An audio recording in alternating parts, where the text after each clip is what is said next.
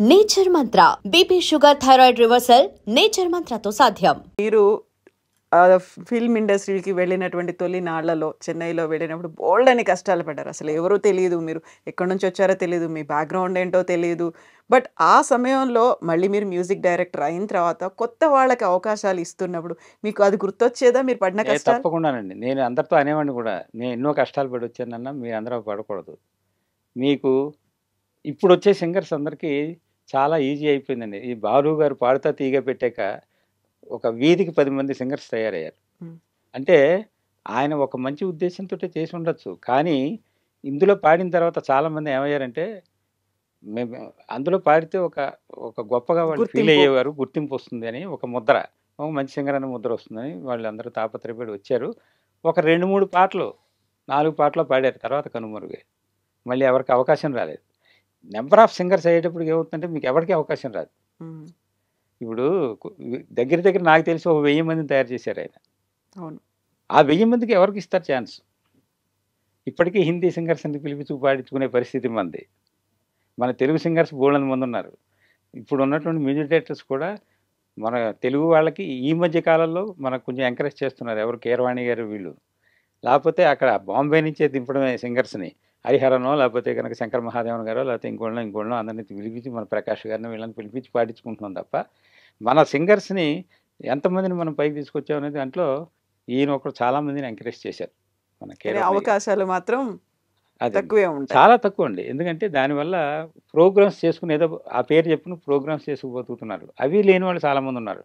అది నమ్ముకుని ఏదో వచ్చేస్తుందని చాలా ఆశపడి నిరుత్సాహపడిన వాళ్ళు ఎంతమంది ఉన్నారు. అందరూ చెప్పుకోలేరు బాహాటంగా.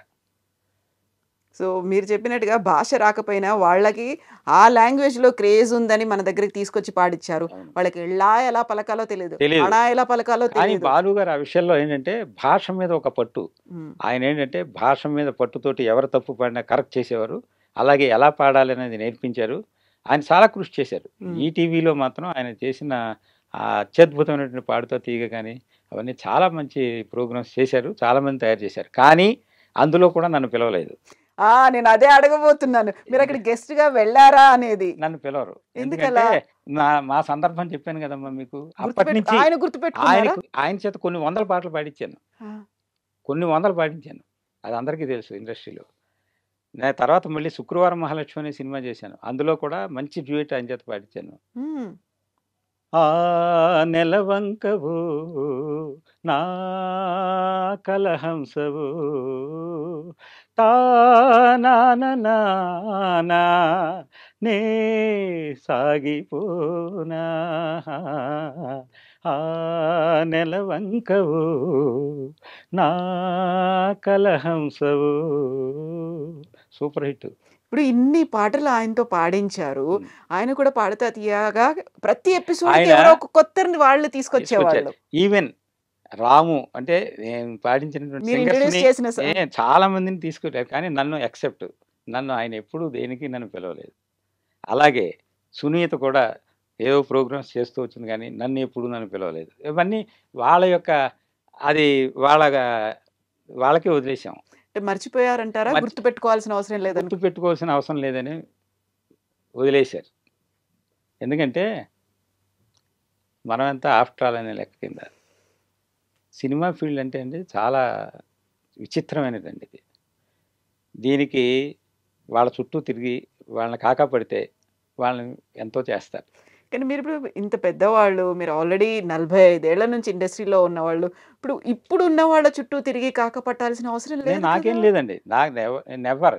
నేను ఇప్పుడు చాలామంది నన్ను క్వశ్చన్ అడిగారు, ఇప్పుడు మీరు ఎందుకు పాడట్లేదు, ఎందుకు మీరు దూరం అయిపోయారంటే, నేను దూరం అవ్వలేదు, వాళ్ళే దూరం చేసుకున్నారు. మేము ఎప్పుడు దూరం అవ్వండి. మా సంగీతం మా యొక్క టాలెంట్ మాతోటే ఉంటుంది. అంటే ఇప్పటికీ నేను దూరం అవ్వలేదండి. నేను రోజు భక్తి సాగర్ అని ఒక ఛానల్ ఉంది. ఆయన మా ఫ్రెండు రాయపాటి సత్యనారాయణ గారు అని గుంటూరు. ఆయన నా చేత చాలా సినిమాలకి డైలాగ్స్ రాయించి మ్యూజిక్ చేయించారు. ఆ తర్వాత ఆయన ఏమన్నారంటే, మీలాంటి వాడు ఖాళీగా ఉండకూడదు సార్, నేను ఒక ఛానల్ పెడదాం అనుకుంటున్నాను, యూట్యూబ్ ఛానల్.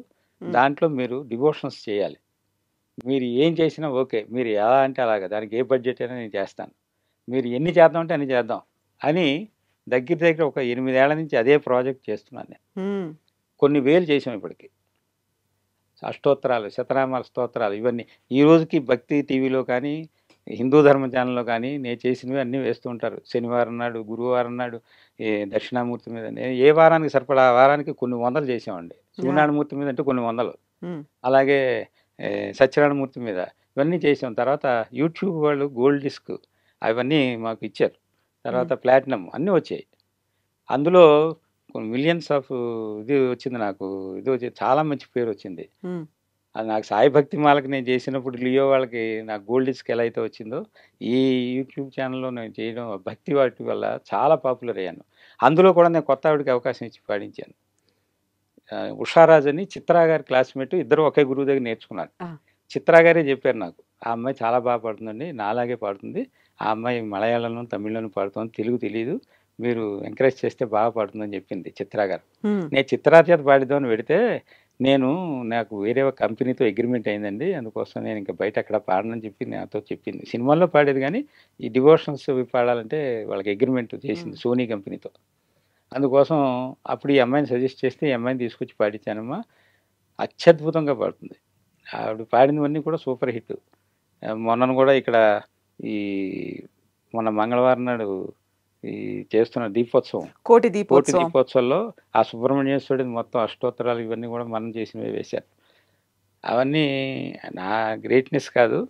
అలాగా మనం చాలా రోజు వేస్తుంటారు నావి భక్తి ఛానల్స్‌లో. అలాగే అప్పుడు చేస్తుండగా నాకు ఇంకొక అవకాశం తెలుగులో 'శుక్రవారం మహాలక్ష్మి' అని ఒక సినిమా వచ్చింది. హ్మ్. హ్మ్. సితారా, దగ్గుపాటి రాజా వీళ్ళు యాక్ట్ చేశారు. దానికి సేమ్ 'బడి' సినిమా చేసిన ప్రొడ్యూసరే ఆయన ఒక దీనికి పార్ట్నరు. ఇంకొక ఆయన కూడా మనకి ఆయన కూడా కలిసి చేశారు. హ్మ్. సురేష్ గారని ఆయన ఒక పార్ట్నర్. ఆయన మెయిన్ నన్ను బాగా ఎంకరేజ్ చేసి, "మీ సినిమా మీరు చేయాలని" చెప్పారంటే, సిరివెన్నెల సీతారామ శాస్త్రి గారి చేత ఒక పాట రాయించి, ఆయన పా దానికి అది పాట కూడా చాలా పాపులర్. ఒకసారి పాడి వినిపిస్తాను మీకు. శ్రీమన్మహాలక్ష్మి చేరవచ్చింది, సౌభాగ్య శోభల వరము తెచ్చింది. శ్రీమన్మహాలక్ష్మి చేరవచ్చింది, సౌభాగ్య శోభల వరము తెచ్చింది. కొంగు బంగారు తల్లి కోరి వచ్చింది, కొంగు బంగారు తల్లి కోరి వచ్చింది. మంగళారతులెత్తి ఎదురేగరండి, జనులారలండి నిదురించకండి. శుక్రవారపు సిరిని సేవించరండి, శ్రీమన్మహాలక్ష్మి చేరవచ్చింది, సౌభాగ్య శోభల వరము తెచ్చింది. ఇది హ్మ్. బహుశా మీరు అందరూ వినే ఉంటారు. విన్నాము. ఇది కంటి మహాలక్ష్మి అలాగే కంటి గడియాలేడింట. శుక్రవారం కూడా ఆ! అది యాక్చువల్‌గా అండి అన్నమాచార్య కీర్తన. దానికి ఏంటంటే మా గురువుగారు నేదునూరి కృష్ణమూర్తి గారు క్లాసికల్ ట్యూన్ చేశారు. హ్మ్. అది బాగా పాపులర్. అది ఎంఎస్ సుబ్బలక్ష్మి గారు వీళ్ళందరూ కూడా పాడారు. అయితే ఆ సినిమాలో ఏంటంటే భర్తకి ఒక మ్యారేజ్ డే వస్తుంది వాళ్ళకి. భర్తకి తలంటుతూ ఓ పక్క కూతురు, ఓ పక్క తల్లి పాడతారనమాట అది. అందులో నలుగు పెట్టే సందర్భం కూడా అందులో వస్తుందనమాట. హ్మ్. సో దాని గురించి ఆ పాట పెడితే బాగుంటుందని నేను సలహా ఇచ్చాను ప్రొడ్యూసర్స్‌కి. సరే పెడదాం సార్ అంటే ట్యూన్ మార్చాను దానికి. అది చిత్ర గారి చేత పాడించాను. సూపర్ హిట్ అయిందమ్మా అది. హ్మ్. కల్పన కూడా పాడింది. చిన్నపిల్లకి కల్పన చేత పాడించాను. ఇప్పుడు కల్పన అవును. చేత. హా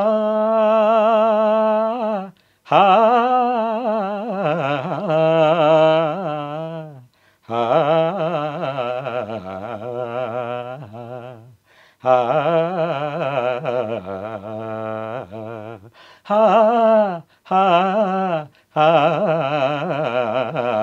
కంటి శుక్రవారం గడియలేడింట అంటి అలమేల్ మంగ అండనుండే స్వామిని కంటి. సొమ్ములన్నీ కడబెట్టి సొంపుతో గోణము గట్టి కమ్మని కదంబము కప్పు పన్నీరు చెమ్మతోన వేష్టువలు రొమ్ము తల మొల చుట్టి తుమ్మెదమై ఛాయతో నెమ్మది నుండే స్వామిని కంటి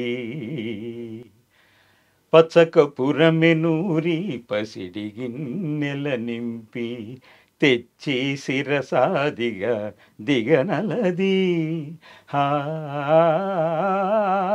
హా